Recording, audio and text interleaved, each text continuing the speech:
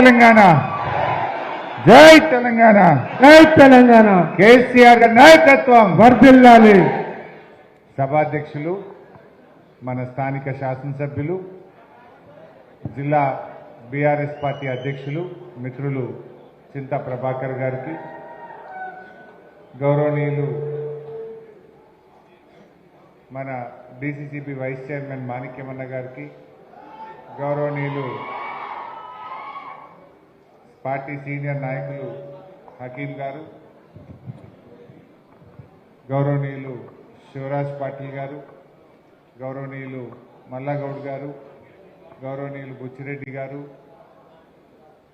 అదేవిధంగా ఈ కార్యక్రమంలో పాల్గొంటున్నటువంటి సీనియర్ నాయకులు ముకీం గారు, గౌరవనీయులు రాజేందర్ గారు, మనోహర్ గౌడ్ గారు, అదేవిధంగా సీనియర్ నాయకులు నరారెడ్డి గారు, మరి పార్టీ సీనియర్ నాయకులు వెంకటేశ్వర్ గారు, చిల్ల మల్లన్న గారు, ఆంజనేయులు గారు, మధుసూదన్ రెడ్డి గారు, విఠల్ గారు, చక్రపాణి గారు, కొండలరెడ్డి గారు, పాండురంగం గారు, సరళ పుల్లారెడ్డి గారు, మరి మందుల వరలక్ష్మి గారు, కాసాల బుచ్చిరెడ్డి గారు, మండల పార్టీ అధ్యక్షులు, పట్టణ నాయకులు, గౌరవ కౌన్సిలర్లు,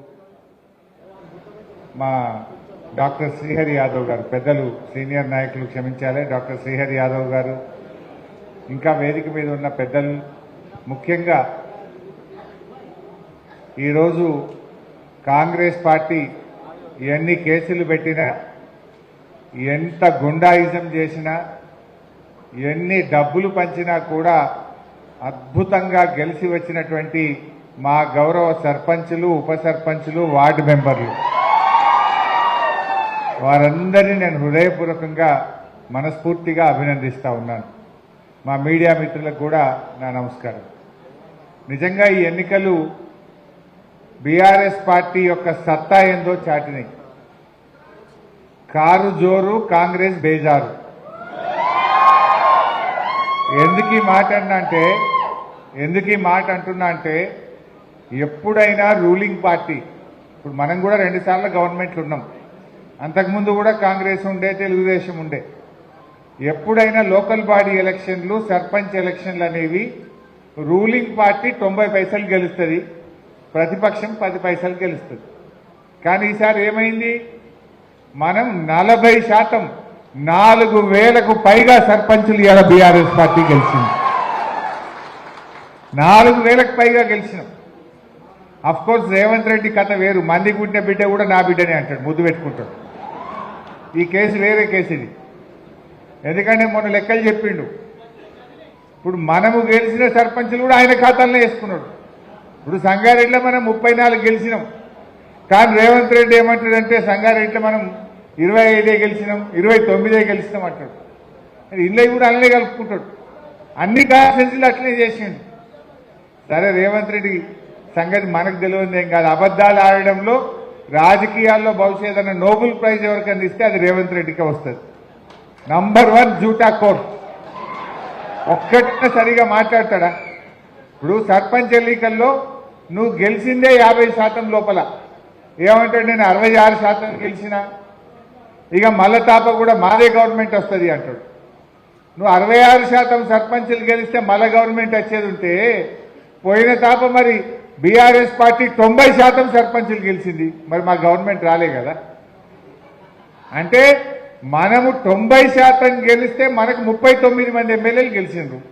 66% గెలిచిన రేవంత్ రెడ్డికి ఎన్ని వస్తాయి? 10, 12 వస్తాయి. 10, 12 ఎమ్మెల్యేలు వస్తాయి. గవర్నమెంట్ బీఆర్ఎస్ వస్తుంది పక్క.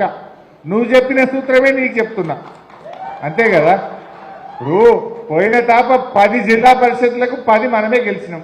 33 జిల్లా పరిషత్, 30 జిల్లా పరిషత్లు ఉంటే 30 మనమే గెలిచినాం.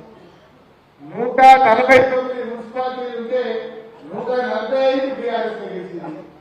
10 డీసీసీబీలు బీఆర్ఎస్ గెలిచింది. అది అప్పుడే మనకు 39 వచ్చినాయి. మరి నీకు 66 వచ్చినాయి. నీకు వచ్చింది 50 లోపలనే, కానీ రేవంత్ రెడ్డి చెప్పుకుంటున్నది 66. మరి నీకు 10, 12 ఎమ్మెల్యేలు అంతకంటే ఎక్కువ రావు. మళ్ళా అందరు ప్రజలు కూడా మాకు కేసీఆర్ ముఖ్యమంత్రి కావాలని ఇలా ప్రజలందరూ కూడా ఎదురు చూస్తా ఉన్నారు. నీ ముఖానికి ఎరువులు ఇచ్చే తెలియదు కూడా. ఇప్పుడు పంట పండాలంటే ఏం కావాలి? నీళ్లు కావాలి, కరెంటు కావాలి, ఎరువులు కావాలి. కానీ రేవంత్ రెడ్డి ఏమంటుండు? యాప్లు కావాలి, మ్యాప్లు కావాలి. యాపడ ఇవాళ స్టార్ట్ చేసిండ్రు. ఎరువు బస్తాలు కావాలంటే లైన్ నిలబడి యాప్లో కొట్టుంది. యాప్లో కొట్టే ఇప్పుడు ఒక సంచిస్తాం, నెలకు ఒక సంచిస్తాం, మళ్ళీ 3 నెలలకు ఒక సంచిస్తాం. ఇక సంచికి తిరగాలి మనం. ఇట్లా చేస్తే వ్యవసాయం ఒకటి పట్టదా? నేను మొగానికి ఎప్పుడు వ్యవసాయం చేసినా రేవంత్ రెడ్డి? రైతు కష్టం, రైతు విలువ నీకు తెలుసా? కేసీఆర్ గారు తన హయాంలో ఎరువులు ఫుల్లు, కరెంటు ఫుల్లు, నీళ్లు ఫుల్లు, పెట్టుబడికి టైంకు పైసలు ఇచ్చిండు. రేవంత్ రెడ్డి వచ్చినాక 2 సార్లు రైతు బంధు ఎగ్గొట్టిండు. కరెంటు 14 గంటలు కూడా వస్తలేదు. ఎరువుల కోసం లైన్లలో నిలబడి రైతులు మోసపడుతున్నటువంటి పరిస్థితి. ఈరోజు యాప్ల కోసం లైన్లో నిలబడితే చాలా చోట్ల టెక్నికల్ ప్రాబ్లం అంటున్నారు. యాప్ ఓపెన్ అయితే లేదు. ఇక రైతులు యాప్ల కోసం లైన్లో నిలబడమే. రేవంత్ రెడ్డి నువ్వు ఏం చేస్తున్నావు? సీదా ఎరువు ఎందుకు? ఈ యాప్లు ఎందుకు? ఈ లైన్లో నిలబడేందుకు? ఈ రైతుని కోసం ఎందుకు నేను అడుగుతా ఉన్నా. కేసీఆర్ గారు ఉన్నప్పుడు మీకు తెలుసు, మీ ఊర్ల సదాశివపేట మండలం కానీ, కొండాపూర్ మండలం కానీ, కంటి మండలం కానీ, సంగారెడ్డి రూరల్ కానీ మీ ఊళ్ళకే లాగి పంపినాం.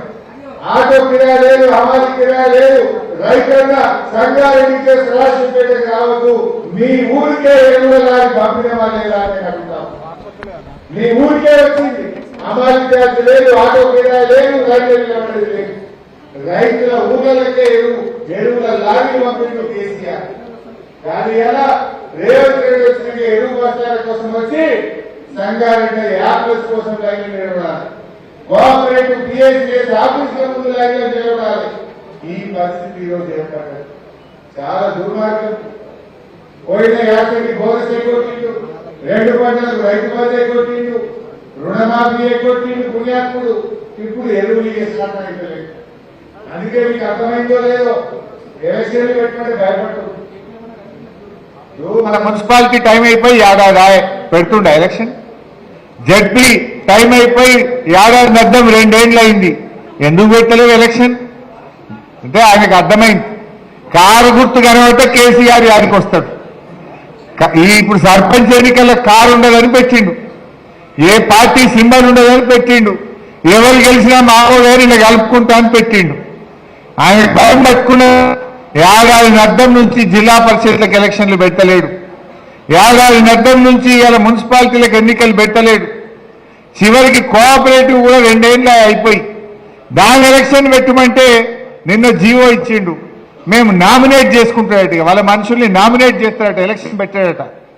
అంటే భయం అవుతుందా రేవంత్ రెడ్డి నీకు? రేపు రైతులు ఎవరు ఓటేసేట లేరు, రైతులు తిరగబడుతున్నారని అర్థమైంది రేవంత్ రెడ్డికి. అందుకే కోఆపరేటివ్ ఎలక్షన్ పెట్టమంటే నేను కోఆపరేటివ్ ఎలక్షన్ పెట్టా, మా కాంగ్రెస్ నాయకులను నామినేట్ చేసుకుంటా అంటుండు. ఎందుకు భయపడుతున్నావు? నీకు ధైర్యం ఉంటే నువ్వు రైతులకు మేలు చేసినోడివి అయితే పెట్టు, కోఆపరేటివ్ ఎలక్షన్ పెట్టు. ఎందుకు నామినేట్ చేసుకుంటున్నావు బిడ్డ?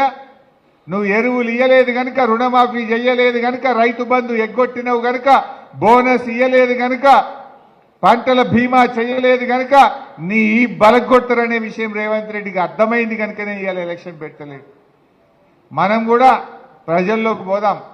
నేను మా సర్పంచ్లను కూడా కోరేది ఒక్కటే, మీరెవ్వరిని భయపడాల్సిన అవసరం లేదు.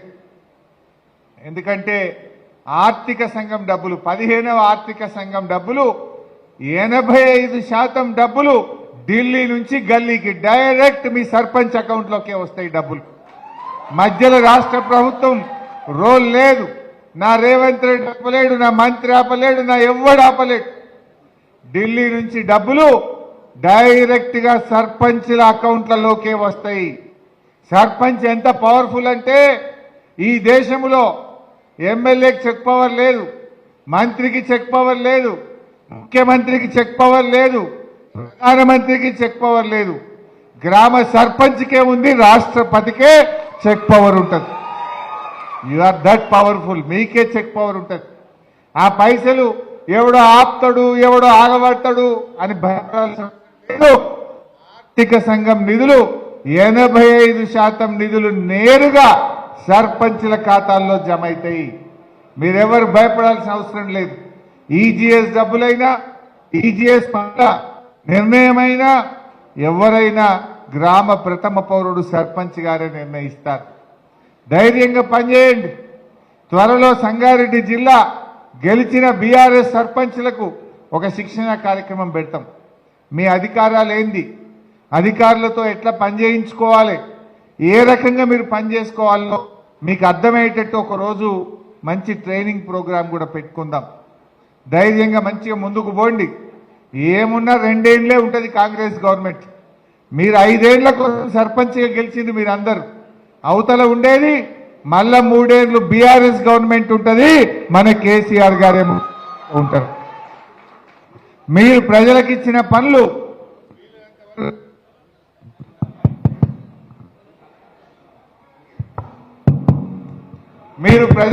పనులు వీలైనంత వరకు చేయండి, కష్టపడండి.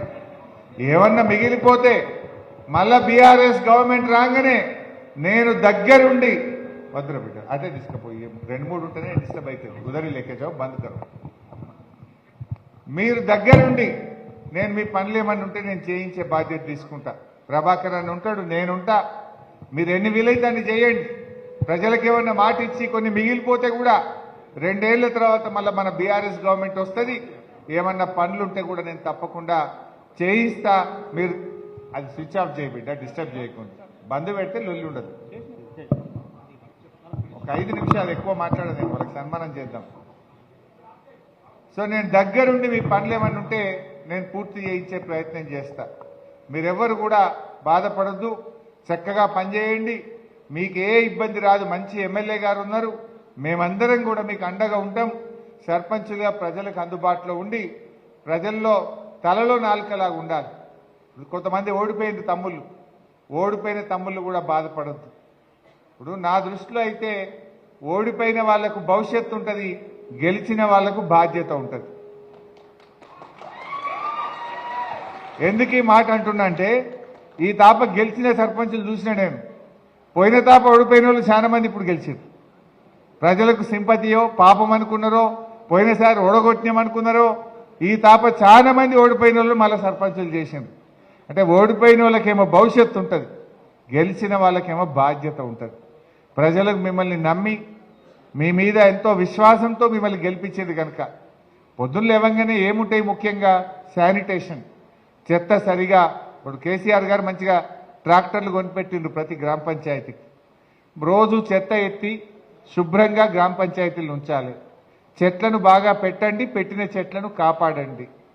వీధి దీపాలన్నీ వెలుగుతున్నాయా లేవా చూడండి. మంచినీళ్ళ నల్లా ప్రతి ఒక్కరికి వస్తుందా లేదా, ప్రతిరోజు నీళ్ళు వస్తున్నాయా లేదా చూడండి. ఒకప్పుడు సర్పంచ్ల కంటే నీళ్లకు పెద్ద గోసుండే, కానీ ఇప్పుడు కేసీఆర్ గారి పాలన తర్వాత మిషన్ భగీరథ కింద ఇంటింటికి మంచిగా త్రాగునీరు వస్తూ ఉంది. ప్రతి ఊరికి ట్రాక్టర్ వచ్చింది. ప్రతి ఊర్లో డంప్ యార్డ్ కట్టి పెట్టిండ్రు. వాటిని మంచిగా నిర్వహించండి. రోజుకోసేపు గ్రామ పంచాయతీలో కూర్చోండి. పర్మిషన్ల కోసం కానీ ఏదైనా పనుల కోసం వచ్చే ప్రజలకు మీరు మంచిగా సాయం చేయండి, ప్రేమతో మాట్లాడండి. మనం గెలవంగానే ఏమో అయిపోయినాం అనుకోవద్దు. మన మాట మారద్దు, మన బట్టలు మారద్దు, మనం ఏం మారద్దు. ఎదిగితే ఒదగాలంటారు. మనిషి పదవి వచ్చినప్పుడు ఇంకా ఒదగాలి, ఇంకా ఓపిక తెచ్చుకోవాలి, ఇంకా ప్రేమతో మాట్లాడాలి. నిన్నటిదాకా మనం పోయి దండం పెట్టినాం, ఓటు అడిగినాం, గెలవంగానే మారిపోతామా? గెలిచినాక కూడా కులం పెద్ద మనిషి కనబడ్డా, వయసులో పెద్దవాళ్ళు కనబడ్డా అదే మర్యాద ఇవ్వండి, నమస్కారం పెట్టండి, మంచిగా మాట్లాడండి, చిరునవ్వుతో పలకరించండి. మీకు మంచి పేరు వస్తుంది. పనులు అయినంత వరకు చేస్తాం. ఏదైనా పెండింగ్లో ఉంటే కూడా అర్థమయ్యేటట్టు కూడా వాళ్ళకి చెప్పాలి. ఇప్పుడు కాదు, ఇప్పుడు అవుతుందమ్మా, తప్పకుండా చేస్తామని చెప్పే ప్రయత్నం చేయండి. ఎమ్మెల్యే గారి దృష్టికి తీసుకురండి, మంచిగా పనులు చేసే ప్రయత్నం చేద్దాం. ఇవాళ రేవంత్ రెడ్డి ఎట్లయిపోయిందంటే అంతా దుబారా. మొన్న ఫుట్బాల్ ఆడింది చూసిర్రా? ఎవరి కోసమే ఫుట్బాల్ అది? ఈయన మనుమడి షోకు తీర్చుకోవడం కోసం 100 కోట్ల రూపాయలు ఖర్చు పెట్టిండు. నువ్వు ఫుట్బాల్ ఆడితేంది, నువ్వు ఏం ఆడితే మాకేందా రేవంత్ రెడ్డి? సింగరేణి కాలనీస్ 10 కోట్ల రూపాయలు తీసుకుపోయి ఫుట్బాల్ మ్యాచ్కు పెట్టిండు. గవర్నమెంట్ ఖజానాకెళ్ళి ఈయన నేర్చుకోవడానికి 5 కోట్లతో స్టేడియం కట్టుకున్నాడు ఒక్కడే. 5 కోట్లు పెట్టి ఈయన సొంతం స్టేడియం కట్టిండు గవర్నమెంట్ పైసలతో. నీ సొంతం పైసలతో కట్టుకో. గవర్నమెంట్ డబ్బులతో ఇలా స్టేడియం కట్టిండు రేవంత్ రెడ్డి. సిఎస్ఆర్ నిధులు 100 కోట్ల రూపాయలు ఖరాబ్ చేసిండు. అరే గా సింగరేణి 10 కోట్లుంటే ఆనాడు కేసీఆర్ ఏం చేసిండు? సింగరేణి సిఎస్ఆర్ డబ్బులను స్కూళ్లు కట్టించిండు, రోడ్లు వేపించిండు, మెడికల్ కాలేజీ పెట్టించిండు కేసీఆర్. రేవంత్ రెడ్డి ఏం చేస్తుండు? సింగరేణి డబ్బులు తీసుకుపోయి నేను నా మన్మడు ఫుట్బాల్ ఆడటం మీరంతా చూడుండ్రి అంటాడు. నీ మన్మడు నువ్వు సొంతం పైసలతో ఆడుకో, ఎవడద్దంటుండు? నువ్వు గవర్నమెంట్ సొమ్ముతోని ఫుట్బాల్ ఎట్లా ఆడతావు? సింగరేణి సిఎస్ఆర్ తోని కేసీఆర్ మెడికల్ కాలేజీ పెట్టి డాక్టర్లను తయారు చేసిండు కేసీఆర్. సింగరేణి డబ్బులతో కేసీఆర్ మంచి మంచి ప్రభుత్వ పాఠశాలలు కట్టిండు, మంచి మంచి రోడ్లు వేసిండు. కానీ రేవంత్ రెడ్డి ఏమో ఆయన షోకులు తీర్చుకుంటుండు. మీరు గమనించిండో లేదో, కేసీఆర్ ఏమో ప్రాజెక్టులు కట్టాలి, ఇంటింటికి నల్ల నీళ్లు ఇవ్వాలి, ప్రతి ఊర్లో డంప్ యార్డ్ కట్టాలి, ప్రతి ఊరికి ట్రాక్టర్ కొనాలి, ప్రతి మండల కేంద్రానికి డబుల్ రోడ్ వేయాలి, కొత్త జిల్లాలు చేయాలి, కొత్త మెడికల్ కాలేజీలు చేయాలని కేసీఆర్ పనిచేసిండు. రేవంత్ రెడ్డి ఏం చేస్తుండు? అందాల పోటీలు పెట్టాలి, ఫుట్బాల్ మ్యాచ్లు ఆడాలి, గ్లోబల్ సమ్మిట్లు పెట్టి షోకులు కొట్టాలి, ఢిల్లీకి హైదరాబాద్కు గాల్ల చక్కర్లు కొట్టాలి. ఇగో ఇది రేవంత్ రెడ్డి చేస్తున్నది. కేసీఆర్ ఏమో ప్రతి క్షణం నా తెలంగాణ ఎట్లా పైకి రావాలి, పోరాడి తెలంగాణ తెచ్చిన కేసీఆర్ నీళ్ల కోసం దండలాడిండు, తెలంగాణ అభివృద్ధి కోసం దండలాడిండు. ఈ అందాల పోటీలు పెట్టి 100 కోట్లు ఖర్చు పెట్టి రేవంత్ రెడ్డి, ఈ అందాల పోటీలతో మనకేమైనా వచ్చిందా? అది ఎవరికన్నా? ఈ ఫుట్బాల్ మెస్సీతోని మనకేమైనా వచ్చిందా? ఈ మెస్సీ ఎవరికి కావాలి? ఈ అందాల పోటీలు ఎవరికి కావాలి? ఊళ్ళల్లో ట్రాక్టర్ల డీజిల్కు పైసలు లేవు, లైట్లు పోతే బుగ్గలు వేసేందుకు రూపాయి లేదు, పింఛన్లు 4000 ఇస్తా అన్నాడు, దాని గురించి మాట్లాడతలేడు అవ్వతాతలకు. మన కేసీఆర్ ఉండగా 200 పెన్షన్ 2000 చేస్తా అంటే గెలిచినాక నెలకే 2000 రూపాయల పెన్షన్ చేసిండు కేసీఆర్. ఒక్క నెలలో చేసిండు. రేవంత్ రెడ్డి గెలిచి 2 ఏళ్ళే. 2000 4000 అంటే ఎడవైంది, వచ్చిందా 4000? అక్క చెల్లెళ్లకు మహాలక్ష్మి 2500 అన్నాడు. 2 ఏళ్ళైనా మహాలక్ష్మి దిక్కే లేదు. మహాలక్ష్మి రాదు, 4000 పింఛన్ రాదు, అన్ని మోసం. 2 లక్షల ఉద్యోగాలని పిల్లల్ని మోసం చేసిండ్రు. ఇక పైకేమో అంత అర్థమైపోయింది ఆయనకు. అంతా ఇప్పుడు ఏంటంటే డబ్బా ప్రచారం. రైజింగ్ సీఎం అంటుండు. ఈయన రైజింగ్ సీఎం కాదు, ఫ్లయింగ్ సీఎం. 61 సార్లు ఢిల్లీ పోయిండు. రైజింగ్ ఏం లేదు, అంతా ఫ్లయింగే. ఉత్తమ మాటలు.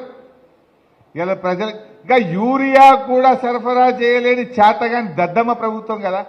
ఎరువు బస్తాలకు ఇబ్బంది అయిందా లేదా? మొన్న అయిందా లేదా? ఇప్పుడేందే మళ్ళీ యాప్ పెట్టిండట. యాప్ ఇవాళకెళ్ళి యాప్లో పెట్టు అంటే ఆ యాప్ వస్తుందా లేతలేదు, అది వస్తనే లేదు. యాప్ టెక్నికల్ ప్రాబ్లం అంటుంది. ఇక ఇట్లున్నది రేవంత్ పాలన. ఈ యాప్ ఎందుకు, ఈ లైన్లు ఎందుకు? కేసీఆర్ పంపినట్టు సపరేక ఊరుకో లారీ పంపరాదా? అమాలి కిరాయ తప్పుతుంది, ఆటో కిరాయ తప్పుతుంది, ఈ చాయ్ టిఫిన్ పానీ ఖర్చు తప్పుతుంది. ఎవరూళ్ళే వాళ్ళకు బస్తాలు ఇయ్య చేత కాకపోతే ఎందుకు? నువ్వు కొత్తగా చేసేది ఏమద్దు. కేసీఆర్ గారు ఉన్నప్పుడు ఎట్లా చేసినావో ఆ పద్ధతుల్లో ఇవ్వాలని చెప్పి ఈరోజు మేము డిమాండ్ చేస్తూ ఉన్నాం. సో ఏది ఏమైనా ఇప్పటికే బాగా లేట్ అయింది. మా గౌరవ సర్పంచులతో నేను కోరేది, మంచిగా పనిచేయండి. మీకు ఏం అర్థం కాకపోయినా ఎమ్మెల్యే గారిని కలవండి. మీ ఎమ్మెల్యే గారు గతంలో లోకల్ బాడీ అంటే మున్సిపల్ చైర్మన్గా పనిచేసిండు. మంచి అనుభవం ఉంది చింతా ప్రభాకర్ గారికి. ఎట్లా నిర్వహించాలి అని మీ లెక్కనే ఆయన కూడా పనిచేసిండు మున్సిపాలిటీకి. సో మీరు ఆయనను కలిసి సూచనలు తీసుకోండి, సలహా తీసుకోండి, ఆయన సహకారం తీసుకోండి. ఏ అవసరం ఉన్నా మేమందరం కూడా మీకు అండగా ఉంటాం.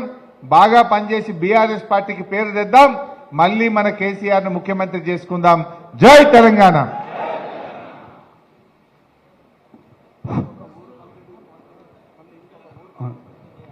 ఎవరు లేవో దయచేసి. ఏ గ్రామం పిలిస్తే వాళ్ళే రావాలి. ఫస్ట్ కొండాపూర్ మండలం ఉంటుంది, దొబ్బులాట ఉండదు. ఒక విలేజ్ మొత్తం ఆడ ఉన్నటువంటి సర్పంచ్ మెంబర్లు, ఓడిన మెంబర్లు, ఆ గ్రామ పెద్దలు ఉంటే ఆ విలేజ్ వాళ్ళే రావాలి, వాళ్ళు ఒక్కరు దిగినాక ఇంకోరు రావాలి. దయచేసి సహకరించాలి. ఫస్ట్ కొండాపూర్ మండలం అనంత్ సాగర్ రావాలి. ఇంద్రారెడ్డి నాయకత్వంలో వాళ్ళ గ్రామస్తులందరూ సర్పంచ్ మెంబర్లు అందరూ కూడా అనంత్ సాగర్ ఒక్కరే ఎక్కాలి స్టేజ్ మీకు. దయచేసి ఎవరు రావద్దు, మీకే మళ్ళా ఫోటో దిగడానికి ఇబ్బంది అవుతుంది. ఆ మండలాధ్యక్షుడు ఉండాలి పక్కకు. సర్పంచ్ గిట్ట అందరు తొందరగా